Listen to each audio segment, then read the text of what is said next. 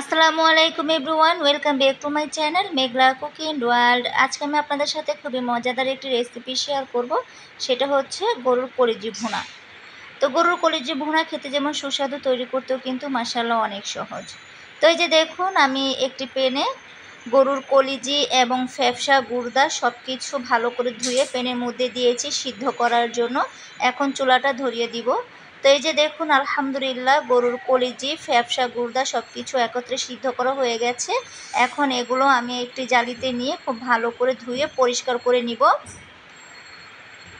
তারপরে তো চলে এসেছি রান্না করতে। তো চুলায় অলরেডি একটি প্যান বসিয়ে দিয়েছি, আর প্যানের মধ্যে দিয়ে নিলাম পরিমাণ মতো রেগুলার রান্না করা সয়াবিন তেল। আর তেলটা যখন গরম হয়ে আসছে ঠিক ওই পর্যায়ে দিয়ে নিলাম দারুচিনি, এলাচ এবং 3টি তেজপাতা। তেজপাতা ছোট বলে আমি 3টা তেজপাতা দিয়েছি, আর যদি বড় হয় তাহলে একটা তেজপাতা দিয়ে নিতে পারেন। তো তেজপাতা, দারুচিনি, এলাচ এগুলো এখন তেলের সাথে হালকা ভেজে নিব। তারপর এখন আমি দিয়ে নিলাম তেলের উপরে প্রায় 1 কাপের মতো পেঁয়াজ কুচি। তো পেঁয়াজ কুচিগুলো এখন তেলের সাথে একটু নাড়াচাড়া দিয়ে ভেজে নিতে হবে। তো পেঁয়াজগুলো দেখুন হালকা ভেজে নেওয়া হয়ে গেছে। এখন দিয়ে নিচ্ছি ভেজে নেওয়া পেঁয়াজের উপরে প্রায় 1 টেবিল চামচের মতো জিরা পেস্ট, আর দিয়ে নিচ্ছি এখন ভেজে নেওয়া পেঁয়াজের উপরে প্রায় 2 টেবিল চামচের মতো আদা রসুনের পেস্ট। তো এখন আমি আদা রসুনের পেস্ট এবং জিরা পেস্টটা পেঁয়াজের সাথে খুব ভালো করে নাড়াচাড়া দিয়ে ভেজে নিব, যতক্ষণ পর্যন্ত কাঁচা স্মেলটা চলে না যায়।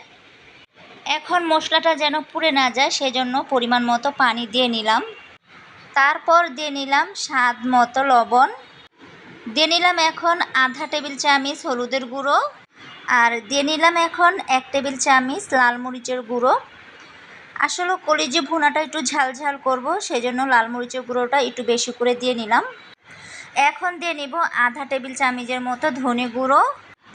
তো সব ধরনের গুঁড়ো মশলাটা দেওয়ার পর দেখুন আমি খুব ভালো করে নাড়াচাড়া দিয়ে মশলাটা ভালো করে কষিয়ে নিতে হবে। তো এই যে আলহামদুলিল্লাহ দেখুন মশলাটা ভালো করে কষানো হয়ে গেছে, মশলার থেকে তেল ছেড়ে দিয়েছে। এখন আমি দিয়ে নিব সেই কষানো মশলার মধ্যে ধুয়ে নেওয়া কলিজিগুলো, আর কলিজির সাইজগুলো একটু বড় বড় করেই কেটে নিয়েছি। এখন সিদ্ধ করে নেওয়া কলিজিগুলো কষানো মশলার সাথে খুব ভালো করে নাড়া দিয়ে মিশিয়ে নিব।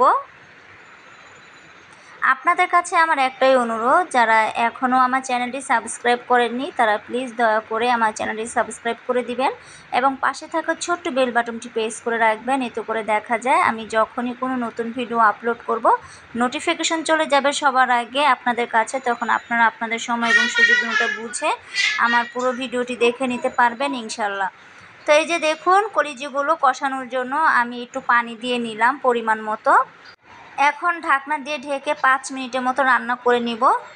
তো এই যে 5 মিনিট পর চলে এসেছি।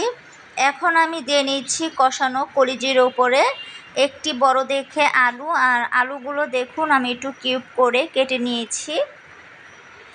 আসলে কলিজি ভুনাতে আলু দিলে আমার কাছে খেতে ভীষণ ভালো লাগে, সেজন্য আমি এখানে আলু দিয়েছি। আপনারা যদি কলিজি ভুনাতে আলু খেতে পছন্দ না করেন তাহলে আপনারা আলুটা বাদ দিতে পারেন। তো আলুটা দেওয়ার পর দেখুন আমি কিন্তু কলিজির সাথে খুব ভালো করে নাড়াচাড়া দিয়ে আবারও মিশিয়ে নিচ্ছি। এখন ঢাকনা দিয়ে ঢেকে আরও 5 মিনিটের মতো রান্না করে নিব। তো এই যে দেখুন আলহামদুলিল্লাহ 5 মিনিট পর চলে এসেছি। এরই মধ্যে আলু এবং কলিজি একদম পারফেক্টলিভাবে কষানো হয়ে গেছে। আমি আর একটু নাড়া দিয়ে তারপর ঝোলের জন্য পানি দিয়ে নিব।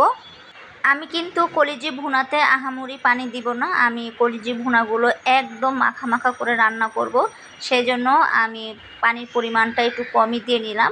যদি আপনারা কেউ কলিজি ভুনাতে হালকা একটু ঝোল রাখতে চান তাহলে পানির পরিমাণটা বাড়িয়ে নিতে পারেন, সেটা আপনাদের ইচ্ছে। তো পানিটা দেওয়ার পর দেখুন আর একটু ভালো করে নাড়া দিয়ে নিলাম। এখন দিয়ে নিচ্ছি প্রায় 5 থেকে 6টি আস্ত কাঁচামরিচ, আর এগুলো হচ্ছে ফ্রোজিং করে রাখা কাঁচামরিচ। এখন কিন্তু কাঁচামরিচের দাম প্রচুর বেড়ে গেছে, 300 টাকা কেজি কাঁচামরিচ।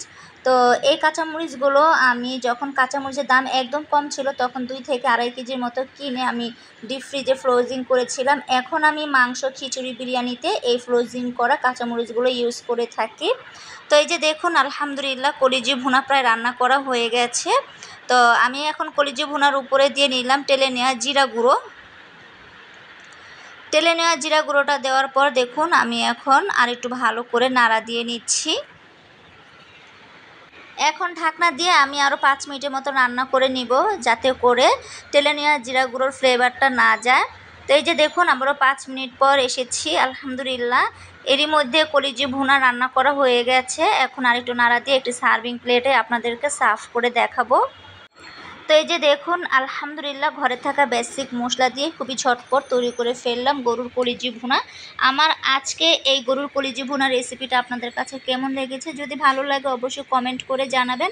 আজকের মতো বিদায় নিচ্ছি, আবারও দেখা হবে নেক্সট কোনো রেসিপিতে। আপনারা ভালো থাকবেন, আমাদের জন্য বেশি বেশি করে দোয়া করবেন। আসসালামু আলাইকুম, আল্লাহ হাফেজ।